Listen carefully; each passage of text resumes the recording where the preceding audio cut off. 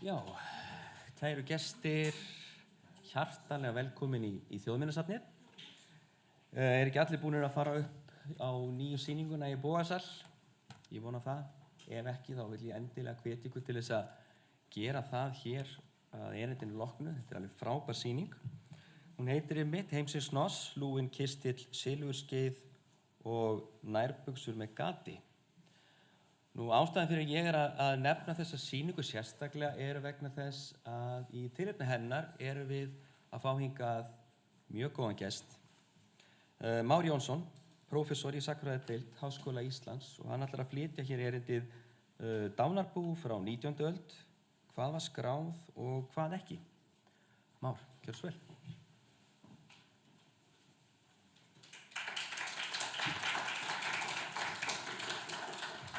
Takk fyrir. Já, þið voru nú að klappa fyrir honum vonandi heldur en mér. Athugu hvort þið klappi fyrir mér á eftir.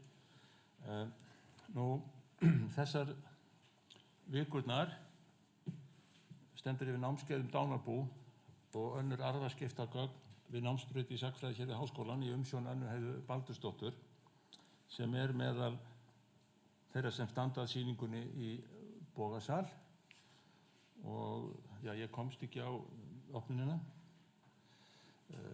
Nokkrir nemenda hennar eru í námskeiði hjá mér allt annað og svona til undirbúnings fyrir helgi þá innti ég þau eftir því hvað þeim þætti mestu varða þessa pappíra, eða kannski frekar hvað væri illskiljanlegast, jafnvel óskiljanlegt af því sem þau höfðu verið að lesa, og ekki stóð á svarinu. Það sem vantaði í Dánarbús uppskriftirnar, það sem ekki var skráð, þetta eru efnilegir sagnfræðingar. Kveikjan reyndist vera sú að í Dánarbúi ónafngreinds manns sem lést undir lok 19. aldar voru alls engin föt.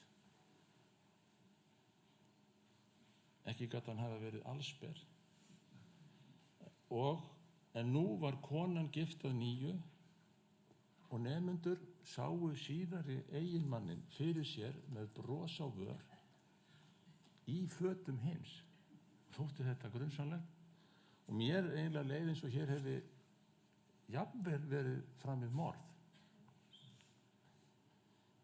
Ekki tókst mér að slá á myrkar hugsanir viðmælenda og enginn þeirra staddur hér, þó þrátt fyrir hvatningu. Enda svaraði ég óljóst með sama hætt og ég ger á myndbandi hérna á sýningunni, eitthvað á þá leið að ekki sé endilega hægt að taka bókstaflegt mark á hverri uppskrift fyrir sig, en á heildina litið sýni gögnin efnismenningu og eignasafn Íslendinga. Á sýningunni sé ég hefur einhver tekið sér til og reiknað að í varðveittum skrám séu ekki færri en 6 milljónir hluta. Þá má spyrja, það ekki bara nóg? Þetta síðasta sagði ég reyndar ekki hérna fyrir helgi, en ákvað svona í framhaldinu að athuga hvort hægt var að svara áleitinni spurningu betur.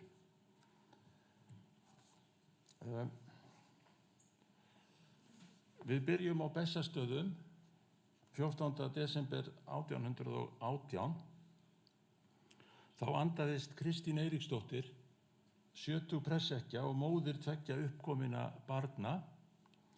Þau voru Ingibjörg Jónsdóttir, húsfreyja, 34 ára gömul, og Grímur Jónsson, árinu yngri, háttsettur í danska hernum þegar þetta var, og síðar amtmaður.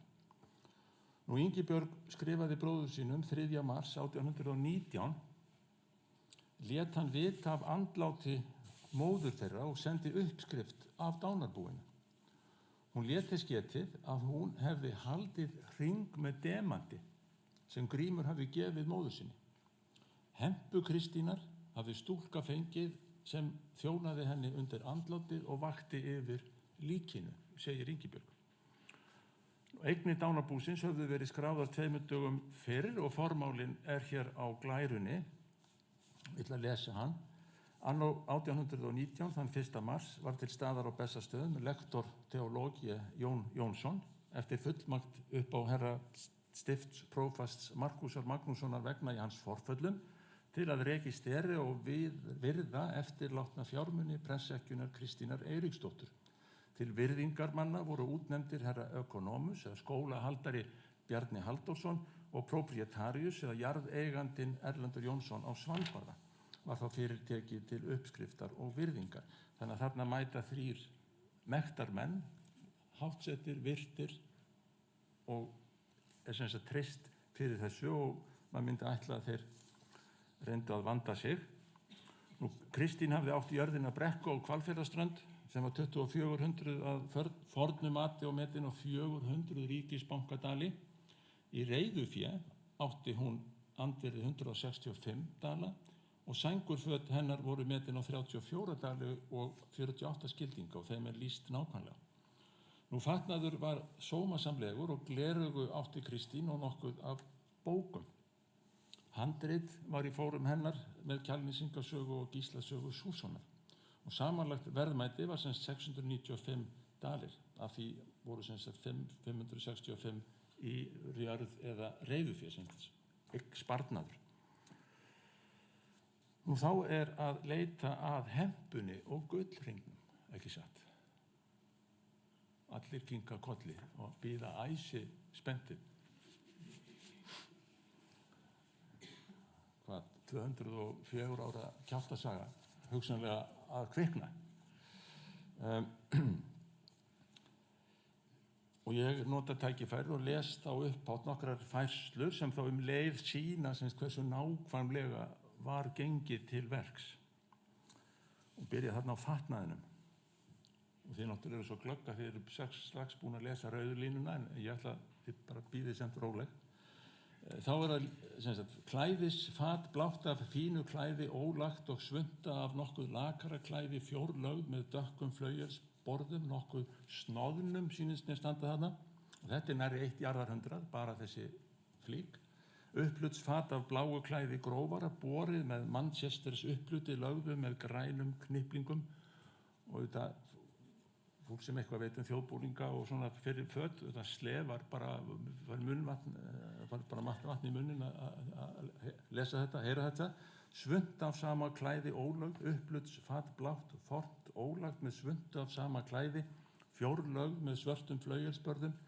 Uppluturinn ólagður af bláu skeggi, sýnist mér, ég veit ekki alveg hvað það Og svo kemur rúsínan í pilsu endanum, geta menn og ekið sér, svört vaðmálshempa með flósverki.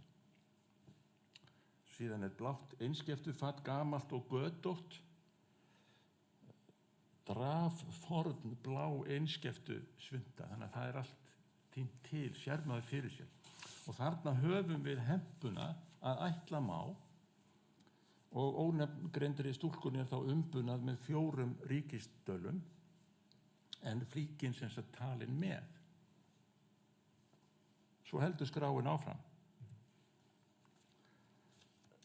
Traf af kattúni nýtt, annað lakara, silfur milnur steiftar, 4 lóð sem 14 gram hvert, giltur víravirkis knappur vegur 2 lóð, 3 svunduknappar með víravirkis kvolfi sléttir neðan undir, 2 lóð og 3 kvind og þetta eins og Þór Magnússon hefur bent á að þetta svona bankainnistæða, fólk átti svona hnappa og milnur og svona geymdi bara sem fjárfestingu. Trafa öskjur og síðan aðskiljanlegt gleraugu með silfur spöngum. Þarna hefði demanshringurinn átt að vera. Og hans gætir hvergi nema í bréfi Ingibjargar. Svo spyrja má, var honum beinlínis skotið undan eða fékk hún leyfi Jóns Jónssonar lektors til að taka hann frá þegar eignirnar voru teknar út sem einhvers konar bara djásni sem bróðirinn hafði gefið og svo eftir eitthvað samtal. Við getum þetta ekki vita neitt frekar það. Þann 28. ágúst 1819 vottaði Þorgrímur Thomsen, eiginmaður Ingibjargar, að hann hefði fyrir hönd myndugra erfingja, sem þessara tveggja, tekið við arfinum og greitt 0,5% erfðaskatt í konungssjóð.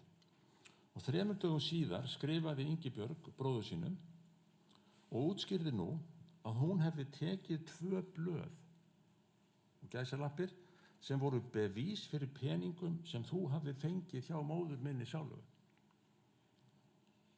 Vafalaust vegna náms í Kaupmannahöfn. Upphæð nefnir hún ekki en vildi að þetta kæmi á móti ýmsu sem hann átti hjá henni. Þar á meðal var rauður kjóll sem hún hafði tekið að sér að selja og viðgerð á úri, auk þess sem hún hafði aldrei, og gæsalappir aftur, betalað eplin sem ég hef fengið frá þér á hverju hausti. Hún sem sagt tekur þessi blöð til þess að rýra ekki arfahlut bróðursins. Og nú gætum við þetta brugðið okkur á bak skáldafáknum og ímyndað okkur ákvarðanir og aðgerðir Ingibjargar sem vel að merkja var ekki sérlega hamingjusöm í hjónabandi, þannig að maður getur séð fyrir sér allskyns samræður og samskipti. En ég læt duga að segja sem svo að þessar setningar allar saman segja okkur að sitthvað gerðist eða gat gerst frá því að einstaklingur lést þangað til eignirnar voru skráðar. Oftast nær skömmu síðar, en ekki ósjaldan mörgum mánuðum eða jafnvel árum seinna. Til dæmis ef hinn eftirlifandi maki sat í óskiptu búi eða þegar flækjur komu upp varðandi skuldaskil. Sárafá dæmi eru bíræfnar tilraunir til að stinga undan, þótt auðvitað hljóti það einhver tíma að hafa tekist og þá bara vitum við ekkert það. Sendibréf ljóstrar kannski upp slíkt á borði það sem sýndi frá Ingibjörgu, skildi einhver vilja leita og því erfðauppgjör geta verið stórbrotin nú til dags og maður heyrir magnaðar sögur og voru það áreiðanlega á stundum á fyrri öldum líka. Nú eina litla sögu get ég þó sagt eftir skiptabók. Hjónin Anna Gísladóttir og Jón Jónsson í Kothrauni í Helgafellssveit á Snæfellsnesi létust síðla vetrar árið 1860. Búið var skráð 12. apríl og útkoman reyndist vera 430 ríkisdalir, með öðrum orðum bærilega stætt fólk eins og Kristín Eiríksdóttir vel yfir meðaltali. Fáum dögum eftir uppskriftina fundust kistill og stregapoki, svo sýslumaður segir, faldir á ýmsum stöðum í hrauni nálægt Kothrauni með margvíslegu smáræði sem var svo metið á 44 ríkisdali, sem 10. hluti búsins komin út í hraun. Að auki birtist silfur að andvirði 9 dala sem hafði verið í geymslu annar staðar. Erfingjar voru systkini hinnar látnu, allt ríkfullorðið fólk sem nafngreint í skiptunum, en sem sagt viðurlög voru engin, sýslumaður bara segir frá þessu og þetta bara tekið inn í útreikninga. Nú niðurstaðan þá svo að það gat gerst og gerðist að erfingjar og aðrir aðstandendur tóku hluti og pappíra út fyrir sviga, ef svo má segja, og spurningin þá hversu algengt það var. Við vitum það ekki og þegar gögn frá einum einstaklingi eða litlum hópi eru lesin þarf að hafa nákvæmlega þetta í huga að hver uppslitt fyrir sig þarf ekki að vera tæmandi. Allt gat gerst, eitthvað kann að vanta. Og það á ekki bara við það allra dýrmætasta eins og demantring Kristínar, sem taldist líka svo lítils virði eða var svo mikið drast að ekki þótti vert að telja það með, jafnvel var því einfaldlega kastað. Átti Kristín til að mynda enga sokka eða nærföt. Það ekki neitt af því slíku tagi þarna. Þannig mætti lengur telja. Ingibjörgu sjálfa sem lést á Bessastöðum 15. júlí 1865 á það við að engin föt eru tilgreind í dánarbús uppskrift 2 vikum síðar og eins víst að Kristín, dóttir hennar sem var á staðnum, hafi fengið að bara taka þau. Búsmunir og húsgögn annars skráð af kostgæfni sem á verkfæri, búfé og bækur. Nú að þessu sögðu ber að hafa í huga að mjög oft, og ég myndi vilja fullyrða oftast, var virkilega vandað til verka. Og hér sjáum þið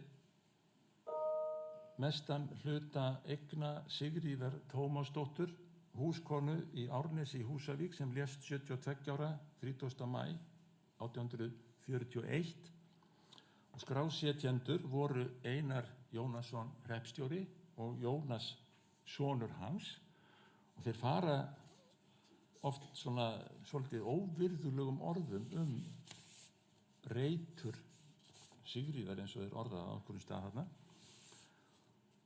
Hvort ég les þetta allt saman, það er ágætt, ég hefur gott af því. Kvennhempa með dökkum flossum, 2 græn klæðispils og rautt flanelspils, blá prjónapeysa ný, flygróttur flanelsbólur með 16 koparmillum, blár klæðisbólur slitin og gamall, nýleg þráðardúksskyrta, önnur ný og þriðja slitin, svart prjónapils, annað gamalt og slitið, þráðardúks svunta forn og nærskjól, klæðisbólur gamall með 16 laufamillum, blá hversdagspeysa gömul og slitin, blá húfa ný með grænum silkiskúf og önnur forn, hálsskyrta gömul, treyjugarmur með mittisbandi og koparpörum, tvennir vettlingar, svartir og hvítir, þrennir smásokkar, blái sokkar með íleppum og sokkaböndum, bláir neðangerningar með leistaræflum, skákborðaklútur með grænum og rauðum bekkjum, blár léretsklútur, silkidregin, blár silkiteinaklútur, rauður skákborðaklútur, rauð flygrótturklútur, skemmtur og hvítleitur sakramentisklútur, sængurdýna nokkuð slitin með boldangsveri, tvíverður boldangsvævill, slitið brekán og 2 rekkjuvóðir, blár litunasteinn, sápumól og skæri, nálaprilla, 2 prjónar, prjónasessa, 2 svunduhnappar úr kopar, spilkoma, skjóða með 4 pundum mjöls, kollubaukur með svolítið af smjöri, skjóðubudda með svartri ull, lítill vasi með smá rusli, gömul kista og önnur minni, gamall rokkur og lít nýtur, nýr askur og matarfatt, ask, rævill, tróg, gepill og dall, rævill. Þarna hún komin í raun ljóslifandi, ef maður vill.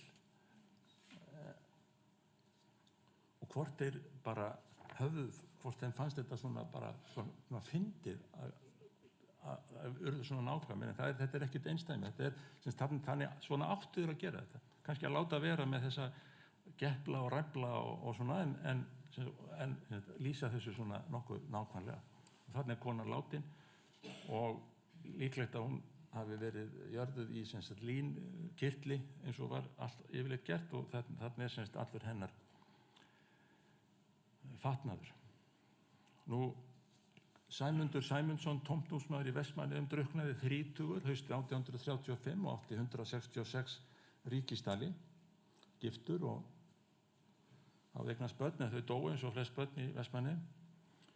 Skuldaði 74 og hér svona örlítið styttra, nýjar nærbuxur hvítar, aðrar gamlar, þriðju gamlar, skyrta gömul, önnur ný, nærpeysa gömul, bláar vaðmáls langbuxur, aðrar bláar, þriðju úr einskeftu, 3 blá vaðmálsvesti, blá einskeftu úlpa ný, önnur úr vaðmáli, þriðja blá, hvítir sokkar, aðrir mórauðir, þrennir hálestar af ýmsum lit, gömul kista, önnur með skrá, gamall kistil, hvít fat og kér, ég ætla ekki að halda þess áfram hérna, blankattur, malikot, síðan kemur þetta svona búsmurir og svo hér leðurbrók og 2 kálfskinnssprækur, skinnstakkur og skinnhattur og síðan haldið áfram með þessa svona heldur veiklulegu muni sem hann átti til búskapar og þarna má gera ráð fyrir því að hann drukknar í skinnstakk og einhverjum undirfötum og líkið af drukknuður þarna nokkrir og líkin held ég bara kom ekkert fram. En þarna dæmi annað svona, aðra eins nákvæmni, þarna áandi skiptana og svo framins. Hérna mætti aftur endurgera fataskápinn.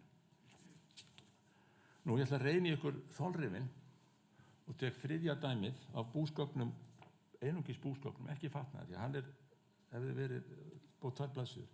Kristína Gísladóttir, húsfreyja á Botni í Mjóafirði við Ísafjarðardjúp sem lést fertug vorið 1841. Búið var virt á 336 ríkistali og þetta nú allt svona ekki beint þjóðþekkt fólk eins og Ingibjörg og Þorgrímur venjulegir Íslendingar. Og hér þá bara dæmi nákvæma skráningu sem hægt að nýta til þess að bara endurgera eldhúsið og fleira. 2 tunnur sár, 1 tunnu sár, annar fornfálegur, 2 tjörutunnur fornar, kerald í bærilegu standi, 2 keröld forn, 4 dallar, 7 fötur, 8 askar, 3 skálar, 4 diskar, 3 ausur, 4 öskjur, 2 brúsar, 4 fjalar spækjur, 4 fjórðungapottur, 2 fjórðungapottur, fjórðungspottur, 5 marka pottur, annar eins og annað eirað afbrotið, lítill legill, 2 lampar, annar á kopar og hinn af járni, lélegur, kvörn, flatbörur, vættarkista forn með járninu, önnur stærri með góðri skrá og kengjahjörum, byrðutetur gamalt, 6 fjórðunga reisla, 5 ljáspíkur útslegnar, vefstaður gamalt með 2 skeiðum, lélegur, 3 rekur, 2 sæmilegar og 1 varlaus, járnkall 5 pund, járnbolti, 10 tróg, 2 láragarmar og skyrgrind, stokkgarmur með lítt nýtu rusli.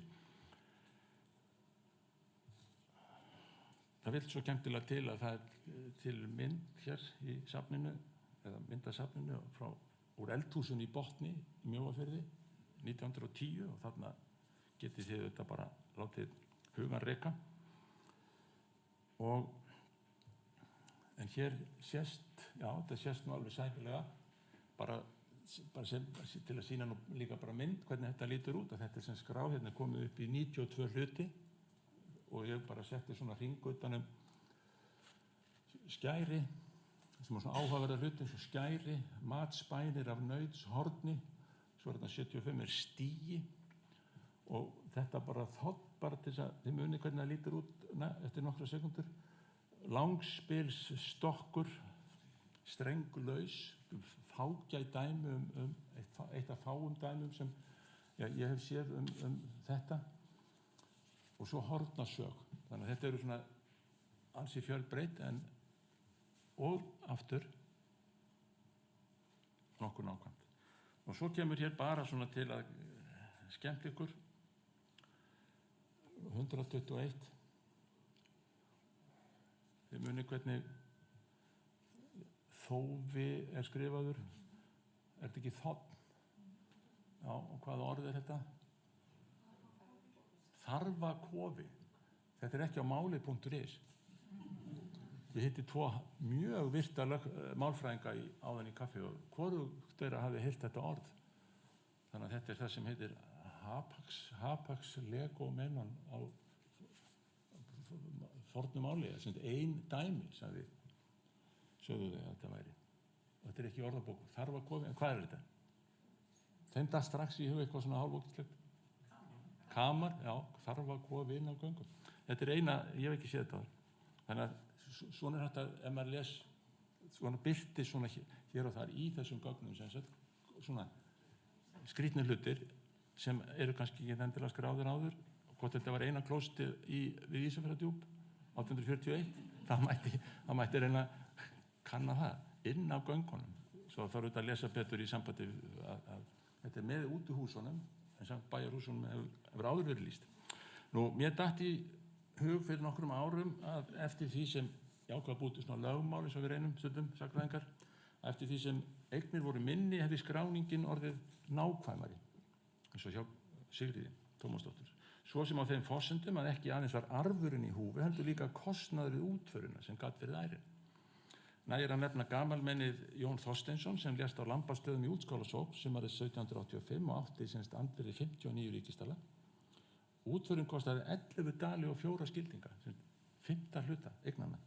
Og í erfidrykkjuna fóru 9 pottar af brennivíni, 2 pottar mjaðar, 1 skonróksbrauð, 2 vetur sauður og geldær, 5 pund af smjöri, 30 pottar af nýrri mjólk og 2 fjórðungar af salti sem telst 10 kíló sem ánum mjög erfitt með að skilja nema að féð hafi verið saltað áður að maður sjálfs leys úr þessu.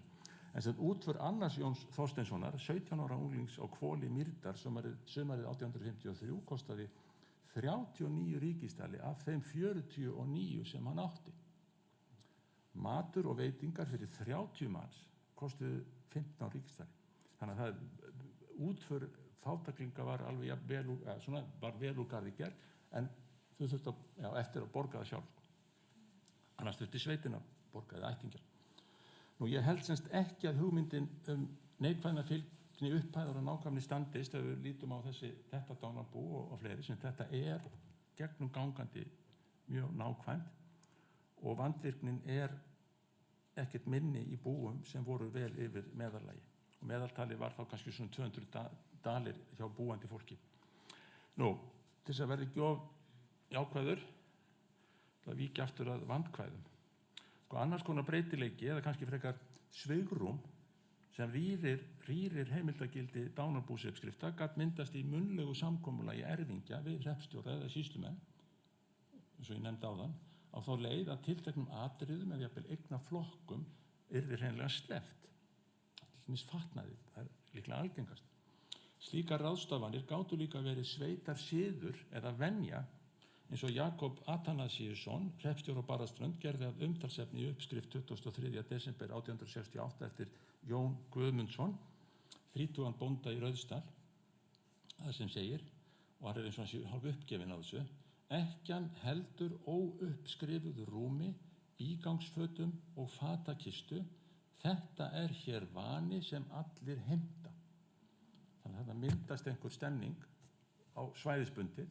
Svona gerum við þetta og hreppstjórinn þarf bara að gjörsvöla, hvort sem honum líkar betur eða verð, að gera eins og alltaf hefur verið gert. Nú, öfgar í hina áttina kom aftur á móti fyrir í greinargerðum einmitt sængurföt í dánarbúum í Skaftafellssýslu á þessum árum og verða 2 stutt dæmi látin duga. Sólveig Magnúsdóttir sem lést 1846, hún átti Brekhánsræksni, 12 merkur af uppistöð og fyrirvafi í Brekhán sem hún hefur ætlað að hlýja sér við næstu árin. Ný rekkjuvóður einskeftu, ný rekkjuvóður vaðmáli, borin dittó, semst önnur slitin eða þreytt, 8 rúmskinn misjöfn, 3 kottadínur. Þessi rúmskinn eru sérkenni við Skaftafellssýslu sem ég veit ekki hvort að hafa verið könnuð sérstaklega. Hjörtur Loftsson að Hvoli í Dyrhólahreppi árið 1854. Skinnfeldur, Brekhán, 2 rekkjuvóðir, 2 kottar, sæng, 4 rúmskinn og snillingarnir tilgreina folalds, hunds og 2 verkuðskinn, væntanlega fé eða kú, gamalt Brekhán, Brekhánsrævill, útslitna rekkjuvóðir, 3 kottar, verulaus sæng, 6 rúmskinn. Þetta 10 aftur og aftur í þessum gögnum. Nú, listar sem þessir ættu að styrkja trú okkar á notagildi dánarbúsuppskrifta sem heimilda efnismenningu þjóðarinnar á fyrri tíð, en ég ítreka ferðskonar veikleika, undanskot erfingja, samkomulag við yfirvöld að einhverju verði sleppt, leti eða áhugaleysi skráningarmanna smámuni eða drasl, og í 4. lagi sveitarsiður tiltekna aðferðafræði sem hélt afmörkuðum eignaflokkum utan við skráningu. Nú, 5. veikleikanum vil ég svo bæta við að endingu sem lítur að því sem á skandinavískum málum kallast representativitet, eða með öðrum orðum hversu vel endurspeglar varðveitt þýði dánarbús uppskrifta alla þá sem létust á sama tíma. Þetta bara eins og í skoðanakönnun. Þætti þetta góð skoðanakönnun núna? Ekki veit ég hvað þessi vél að segja mér, en látum hann óáreita. Nú, til þess engin heimild alls saklaus, og það verður að spyrja, hver skipting á kyn, aldur, stéttir miðað við mannfjöldan í heild? Að því gefna við treystum þessum gögnum, hvernig hangaðu saman inn í, hvernig endurspeglaðu heildina. Nú, dánarbúsuppskriftir og önnur skiptagögn verður að gæta því hvernig þau urðu til og í hvaða tilgangi. Menn gerðu þetta ekki að gamni sínu og enn síður til að gleðja sagnfræðinga síðar meir. Ég þarf fyrst að huga að norsku lögum Kristjáns konungs 5. frá 1687 sem voru leidd í lög á Íslandi í skömmtum og erfðaákvæðin árið 1769. Og þau urðu grundvöllur af því kerfi sem skapaði þau gögn sem ég hef nú rætt. Já, hérna. Það meginreglan séu erfingjar allir myndugir og nálægir, þá á yfirvaldið sér þar ekkert af því að skipta nema þessi af því beðist. Grímur var fjarlægur. Þau voru bæði fullorðin, Grímur var fjarlægur, þess vegna þurfti að gera þetta. Hitt fólki átti börn. Nánari útskýring á því hvernig átti að ganga til þessara opinberu skipta hljóða svo, og þetta í þýðingu Magnúsar Ketilssonar, sýslumanns: þegar einhver við dauðan fráfellur og lætur eftir annaðhvort ómynduga, eður fráverandi, eður útlenda, eður öngva erfingja, þá skulu þeir sem í því húsi eru, hvar þessi burt dauða góss og eigur finnast, strax gefa sama staðar yfirvaldi, andlegu eður veraldlegu, það til vitundar undir tilbærilegar sektir. Svo segir fólk að íslenskan hafi ekki verið falleg í lok 18. aldar. Allar eignir skyldu uppskrifast og virðast. Og hér eru sem tvö meginatriði, annars vegar afmörkun og tilkynningaskyldu við þá sem létu eftir sig ómyndu eða fjarverandi erfingja eða enga erfingja, sem þetta þá til þess að tryggja það að eignirnar berist rétt og séu rétt skráðar, annars eru bara erfingjunum í sjálfsvald sett að skipta, þurftu auðvitað að gera eftir lögum, en ráðstöfunni sjálf kom ekki til yfirvöldum við. Þetta er einhver svona öryggisatriði, sérstaklega fyrir lítil börn, sérmaður. Nú neðanmáls útskýrði Magnúsar eftir Jónsbókarlögum teldu sumir að ómaga aldur væri 15 að 16 ár, en miðað væri yfirleitt við 20 ár í samtímanum, og það átti við ekkjur, en það hvort sama gilt ógiftar konur var að hans mati háð samþykki næstu náunga. Lagarlega voru konur, ógiftar konur ómyndugar, en hann nefnir þetta samþykki, og það er svona, mér sýnist af þeim arfaskiptum sem ég hef lesið, en auðvitað mætti athuga það sérstaklega, að ógiftar konur hafi við þessar aðstæður almennt talist myndugar og eftir 20, þannig að almenna reglan var að væru erfingjar nálægir og komnir til vits og ára, önnust þeir skiptin sjálfur. Og þetta var notað hugtakið samfrænda skipti, og það er nokkuð til af uppskriftum eftir slíkar aðgerðir í bréfasöfnum sýslumanna, en hið opinbera þurfti ekki að fá þeir. Og það er ekki hluti af þessum pakka sem hið opinbera þurfti að annast, og hér kemur á lítil talnasúpa sem er nauðsynleg. Fyrst er varðveisla gagna, svo sem til bara glöggvunar umfangið, skipt eftir tveimur kynjum, og það er þið sjáu bara hérna svona mjög, við bara getur rennt yfir þetta er á vefsvæði Þjóðskjalasafns, að það er gull, öld, dánarbúsuppskrifta eru áratugirnir 1820 til 1870, og þá áratugi og það þá má gera ráð fyrir að það eru til þá dánarbúsuppskrift fyrir þriðja hvern fullorðinn sem lést Íslending, og jafnvel gott betur, og þessi áratugi líka hlutfall kvenna hæst, mest 44 af 100, en á heildina litið af þessum 32.714 einstaklingum sem eru hér, og það er þá einhver skiptagögn til það, ekki endilega dánarbúsuppskriftir, arðaskipti eða uppboð og svo framvegis, sem ég ætla ekki að fara í smáatriði að þessum 38% konur. En það er þá rétt að nefna í því samhengi að þegar gift kona eða kvæntur karl létust var búið í heild tekið út, nema því leytinu að oftast er bara tilgreindur fatnaður þess makans sem var látin. Þannig að í tilviki Kristínar það er allt búið tekið og hennar föt, en ekki eiginmannsins. En stundum er eiginmaðurinn hafður með líka. Það er svona munur á því. Ég hef ekki alveg séð það, sé ekkert munstur beinlínis. Nú nokkuð er til að skipta gögnum frá 18. öld, en ekkert að ráði frá 17. öld. Eitthvað er til eftir 1900, en það hefur ekki verið skráð. Þess að kerfið eiginlega molnaði með skiptarlögum 1878. Það var rýmkuð heimild erfingja til að gera hlutina sjálfur, og þannig að þá fækkar þessum gögnum mjög verulega. En það er ekki að áður en lengra er haldið vil ég minna ykkur á það hvernig lýðheilsu Íslendinga var háttað miðja 19. öld. Þá dóu 39 af 100 barna á fyrsta ári og nærri helmingur fyrstu 5 árin. aðeins 43 af 100 barna sem fæddust lifðu fram yfir tvítugt og framhaldið var ekki geðfellt heldur.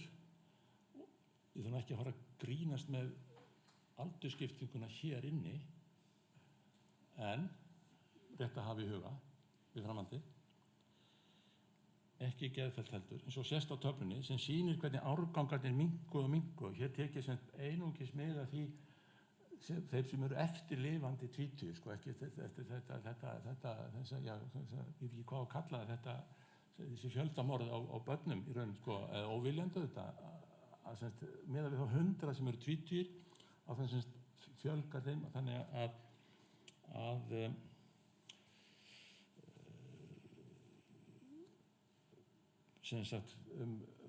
helmingur fullorðina er dáinn fyrir 60 miðja 19. öld. Núna er má segja að sé kannski 74 ára gamall. Þá er svona helmingurinn farinn, eins og sagt er núna. Auðvitað urðu einhverjir áttræður og níræður á 19. öld, slatt af fólki, en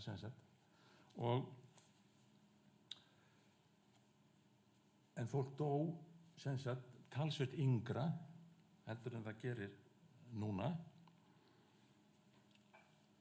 Og þetta þarf að vera í höfðinu á okkur þegar við lítum á aldursdreifingu og fórum að hugsa þessa endurspeglun á samfélaginu, að aldursdreifing dánarbúa, ef við leyfum mér að orða það svo, með þeim hætti sem hér sést. Og þetta er bara í heilum tölum að af þessum 27.457 sem þarna, þá sjáum við að þetta er fólk á 30-aldri, 40-aldri, 50-aldri, 60-aldri. Þannig að það er megnið af þessum einstaklingum voru látnir fyrir 60 og það rímar alveg við aldursdreifingu. Þetta er náttúrulega alveg óskaplegt núna, en það er fólk ekki svona. Þannig að núna er 60 og 80% okkar á lífi, sko. Þannig að þetta er gjörólíkar aðstæður. Og mín niðurstaða mín á þessum að sjálfsagt að fara út í einhverja svakalega útreikning á þessu, en þetta það passar nokkuð vel. Og og þetta helst þá í hendur við það að fólk sem deyr á þessum aldri á þá frekar yngri börn og þurfa að fara inn í þetta kerfi. Því móðirinn, faðirinn eða móðirinn féllu frá í hvað blóma lífsins, myndum við nú vilja segja. Þannig að þá taka þessi skilmálar norsku laga ómynduga erfingja yfir. En eins og við sjáum, þá er þessi dreifing nokkuð svona, þá fáir mjög ungir, en það eru nokkur dæmi, það er ekki mikið, en það er þá meira kannski skiptagögn, að þessi krakkar áttu eða unglingar áttu erfðahluta eftir foreldra sína eða ömmu og afa eitthvað svona, þá er það bara uppæð, það er ekki endilega uppskrift, en síðan eftir því sem aldurinn færist yfir, á 30-aldri er þarna til upplýsingar þarna á 3.000 manns. Og það er svona svolítið sveiflur í þessum hvað er af konum eða hvað er af köllum, sko. Ég kann ekki almennilega skýringar á því, sko. En þarna á fólk á besta aldri sem er þá við bú, það er starfandi fólk í fullu fjöri í raun, að þá þessar upplýsingar ná mjög vel til þeirra af þeirri sorglegu ástæðu að dánartíðni var svona há. Nú, svona bara þriðja atriði, bara mjög hratt, tekjudreifing, bara læt duga að sýna árin 1721 til 1820 sem ég reiknaði einhvern veginn almennilega, hefur ekki gert, fyllt ég alveg eftir, og þetta er nú bara svona endalausar tölur, en þetta sýnir náttúrulega bara það að fátæklingar eru þarna undir meðaltali er eitthvað 60%, og svo yfir meðaltali, þetta er alveg frá því, og aðalatriðið er að það eru til upplýsingar bláfátækt fólk, talsveit bara ómaga, gamalmenni sem sjúklinga og svo framvegis, alveg upp í það að vera forríkir forríkir einstaklingar, sýslumenn, viðskiptamenn eða einhverju ofboðslega ríki bændur. En svona þungin á þessu, svona öðru hvoru megin við þetta meðaltal. Það eru svona bændafólk og vinnufólk, kannski svona, eða yngra fólk sem þá líka vinnufólk, þarna í lægri kantinum. Þannig að niðurstaðan að þetta alveg, við höfum náttúrulega ekki tölu til þess að meta þetta svona út frá samfélagið heild, en miðað við svona dreifinguna þá lítur þetta nú svona þannig út að það sé óhætt að segja að þetta sé svona nokkurn veginn að megi semst rannsaka hvaða tekjuhóp sem sjálfstætt. Nú, svona í blálokin ætla ég að sýna ykkur hvernig hægt að finna fólk eða hópa, og þetta ekkert útskýrt á sýningunni, ég veit nú ekki af hverju, að það ekki veittar upplýsingar að það liggur þarna gagnagrunnur hjá Þjóðskjalasafni sem annaðhvort hægt að finna hjá heimildi.is eða þá bara beint dánarbúskjalasafn.is, og þar þetta fólk allt saman, þetta þessi 32.000 manns frá svona 1720 til 1900, og ætti að vera nokkuð tæmandi úttekt á skiptabókum, dánarbúakössum og bréfasöfnum og svo framvegis. Og þarna hægt að leita með nokkuð bara einföldum hætti, og þetta virkar ólíkt mörgum öðrum gagnagrunnum á netinu. Þá bara virkar þetta sem nokkuð vel ef maður bara gerir hlutina rétt. Og hér ég búinn að slá inn Þórunni Jónsdóttur sem var búi á Birnufelli í Fellasveit. Norður-Múlasýsla best af því að það komi mest af myndum. Það allar skiptabækur landsins komnar á myndir, en dánarbúagögnin það prósjekt hrundi eftir að Norður-Múlasýsla var komin inn. Norður-Múlasýsla númer 1 í öllum skjalaskrám Þjóðskjalasafns, þannig að hún nýtur þess. Byrja alltaf þar, frá gamalli tíð. Nú, og hér bara til þess að sjá í samhengi, hér Þórunn Jónsdóttir, og hún var 46 ára gömul. Þá getur maður tekið sér til og leitað að öllum konum í Norður-Múlasýslu sem voru á 50 aldri og dóu á 5. áratug 19. aldar, og fær bara hérna, og það sérstaklega gætt að því að fyrir tölfræði sjúklingar að það talan, niðurstöðutalan birtist, það eru 30 konur þá sem bíða ykkar í Þjóðskjalasafni ef þið viljið vita eitthvað konur sem létust á 50 aldri á 5. áratug 19. aldar, eða hvað annað sem það gæti verið, og Þórunn neðar þarna, hún kemst ekki á blað. Nú, og síðan við bökkum í Þórunni aftur, þá færsla, þegar maður ítir á einstaklingin, þá birtist svona nákvæmari færsla, það sem eru kyn, hvort til uppskrift eða til skiptabók, haldið uppboð, hvenær dánarbúið skráð, hvenær skipti framkvæmd, andlátsdagur, fæðing miðað við leit sem var gerð í Íslendingabók, og ekki við alla, finnast ekki allir. Það eru 3.000 Jónar Jónssynir þarna, og það ekki hægt að greina þá alltaf í sundur, og svo framvegis, og sumir bara týndir. Og matið fyrir skuldir 1431 ríkisdalur og svo framvegis.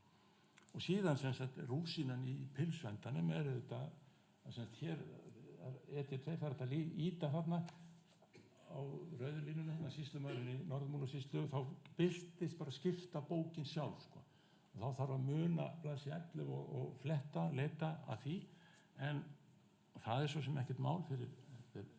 En hins vegar þetta hérna, það sem búið í Norður-Múlasýslu að gera að tengja dánarbúsuppskriftina við einstaklingana. Að einhver leyti í Suður-Múlasýslu, en það svolítið svona áhættu, það áhættu atriði. Maður getur fengið eitthvað allt annað fólk.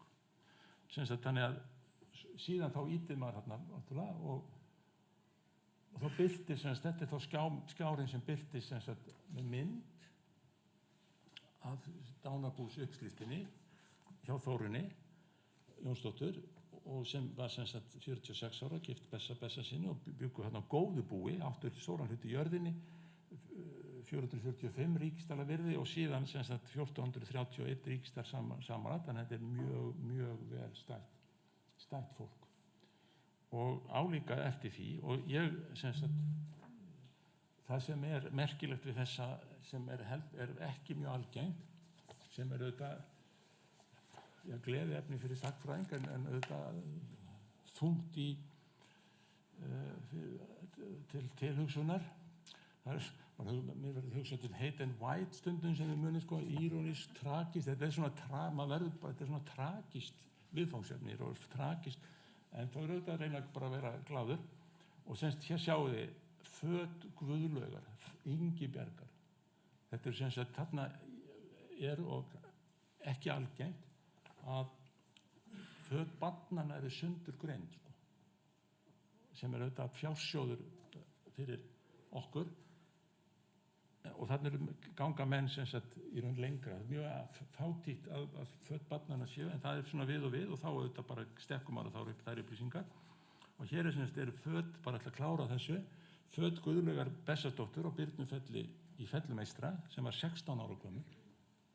Elst 5 systra, hinar svo yngsta var 7 ára, þegar móðir þeirra lést 7. janúar 1839 og sem sagt blár kjóll, blár einskeftu frakki nýlegur, hvítt og rautt lérefts forklæði, svart silki með rauðum bekkjum, annað eins með mislitum bekkjum, þriðja eins, svart silki gamalt og slitið, rauður klútur með mislitum bekkjum, 2 klútar bláir og blár og flikróttur, hvítur klútur og bláleit þríhyrna, nærpeysa, sokkar bláir og illeppar, rauður flauelsupplutur með 10 silfurmillum, málaðar eskjur. Það eru aldrei skór í dánarbúum. Eiginlega aldrei. Það er væntanlega svo forgengilegir að það tekur því ekki að skráða. Nú þetta dugir og ég þakka áheyrnina.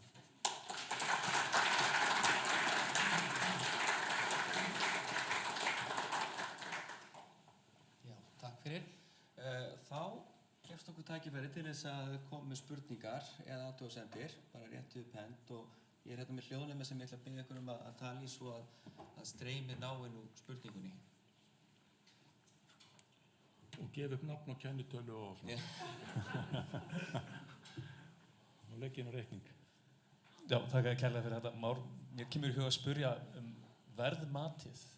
Að þarna var til dæmis forláta brekhán á 8 skildinga og svo var brekhánsrævill á 4 skildinga og svo var annar brekhánsrævill á 1 skilding og þar fram eftir göttunum. Og kemur í huga, þetta er náttúrulega bara veltið fyrir mig hvert var gangverð á brekháni og hefur þetta eitthvað verið skoðað og svo líka kannski hitt þegar kallar eru þarna setjast yfir og meta eigur klæði og búnað kvenna. Hefðu konur kannski ekki séð það einhverjum öðrum augum að meta það öðruvísi? Er þetta ekki mjög matskennt? Hefur þú borið þetta undir Ríkisendurskoðun? Ég hef náttúrulega enga dánarbúsuppskrift sem kona hefur tekið saman. Þannig að þau eru bara kallar og þetta er náttúrulega svona einhverju kallfauskar. En það verður bara einhvern veginn að treysta því að þarna séu menn að verki sem þeir eru alltaf að þessu og þetta er rútínu vinna að það er fólk að deyja og þetta er eitthvað svona verðmat og það hefur einhver tilfinning brekhánsrævill 1 skildingur og brekhánsrævill 4 skildingar það hefur bara verið eitthvað aðeins betra væntanlega þetta á 4 skildinga og útslitnar ekki og þetta er svona en þetta er náttúrulega einhver, þetta er bara ég sé ekki handahófskennt mat en það sem að sér er að minnstu kosti við samanburð að þetta er samkvæmt sjálfu sér þannig að menn hafa tilfinningu fyrir þessu og svo hefur líka verið það er hægt að bera oft saman við uppboð og þá getur ýmislegt gerst til dæmis eins og það er kannski það sem er kannski mest sláandi oft í þessu uppboð er að sængur fara á talsvert hærra verði heldur en matið er það er bara eftirspurn og sko, markaðslögmáli sem tekur þarna yfir. Sko. En ég myndi nú segja sko, að það mætti auðvitað fara í saumana af þessu og þú gætir metið þú gætir, ég sé fyrir mér alveg bara grein, Brekhánsverð í vestur Skaftafellssýslu 1762 til 1870. Það ekki. Þannig að þetta allt hægt sko. Og það svona konseptið í þessum gagnagrunni, sko, reyna einhvern veginn að þessi textar náttúrulega ekki þar. Það til nokkra bækur sem hafa verið gefin út svona sýnishorn af svona gögnum, Vestmannaeyjar, Grindavík, Uppsveitir Borgarfjarðar og svo eitt svona sýnisbók sem til hérna í bóksölunni, brún svona, heldur svo ekkert mjög til. Þá þetta að fara út í svona pælingar sko. Ég alveg bara hvet sérstaklega málfræðinga til þess að bara láta slag standa og sjá kannski eitthvað orð á stanglið þarna og svo eitthvað, það svona benda á þetta hundskinn þarna, þetta, ég held þetta sé mjög merkilegt sko. Og það í þessum gögnum og þetta meira og minna á net og þið getið til þess að sko svo ykkur fallist ekki hendur og þá semst þetta víða, til dæmis eins og í Skaftárasýslu og Rangárvallasýslu á tímabilinu þetta leyti, þá semst dánarbúsuppskriftirnar færðar inn í skiptabækurnar, þannig að þær eru þá varðveittar sko. Þá hafið aðgang að þeim á netinu sko, þurfið ekkert að fara upp á Þjóðskjalasafn. Þarna ein spurning, já. Þú nefndi þarna, var ekki Vestfjörðum, var Botni þar sem var strengjalaus langspilsstokkur. Já. Þú lést líka fylgja með að það væri frekar sjaldgæft. Ég er forvitin einhverjar hljóðfæraslítur eða tónlistartengt efni annað gögn eða... Já sko, ég hef núna öll árin haft augun opin, ég hef lesið þetta ekki allt saman, en augun opin og læt hana vita alltaf hana Rósu og hún notaði 2-3 dæmi frá mér þarna í grein sem hún skrifaði í sögu nýverið sko, eða fyrir nokkrum árum. Þannig að, en sko það var maður upp á Þjóðskjalasafni sem var að leita bókbandsáhundum og mér var sagt að hann hefði lesið alla 30.000 uppskriftirnar, fann eitthvað 4-5 kalla sem áttu þetta. Þannig að þetta bara þolinmæðisverk. En þetta svona birtist einstaka sinnum sko. En það er ekki mikið þetta sko. Þannig að þetta fólk hann í botni, það eitthvað, vildi þannig til að upplýst ykkur það að nokkrum árum síðar eiginmaðurinn giftist aftur og 3-4 árum síðar þá dó sú kona líka. Þá var allt skrifað upp aftur. Og það einhver leiti sömu hlutirnir og svo framvegis, þannig að það hægt að fara út í alls konar svona og það hægt að nota einmitt þennan grunn. Ég segi ekki sko að þið sjá, nú ætla ég að finna mann sem misti 2 konur með 5 ára millibili til þess að geta borið saman og svona, kaldhæðnislegt sko, en það hægt að nota þetta til þess að svona fiska eftir svona einhverju samstæðum sem þá hægt að og líka til dæmis að eins og Vatnsfjarðarsveitin mjög þétt, það mjög mikið til sko, það einhverjum tilviljunum þá mynda svona klasar sko, skyndilega á nokkrum árum þá bara hellingur, í Öræfasveitum 1860 þá bara deyr fólk alveg óskaplega margir og þá mynda svona og þá væri þetta sem fara inn í sveitina og einhvern veginn bara alveg vinda úr henni allt efni sko. Já, mig langar að spyrja þakkaði fyrir erindið, ég hafði mikinn áhuga á þessu með fatnaðinn. Ég heiti Margrét Sæmundsdóttir, móðir mín var fædd 1909 og varð 100 ára og hún skildi eftir sig mjög mikið af sko, skriflegum heimildum en auðvitað ekki föt. En spurningin hjá mér svo samt fyrir að ég að koma öllum hennar gögnum á kvennasögusafnið, öllu þessu skriflega.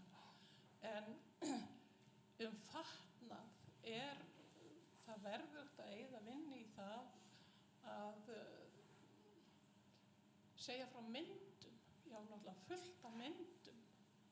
Á maður að segja frá viðkomandi, hún vildi vera í svona brókaði kjólum þegar hún lét sauma á sig og eitthvað slíkt. Maður á fullt af myndum en engin föt.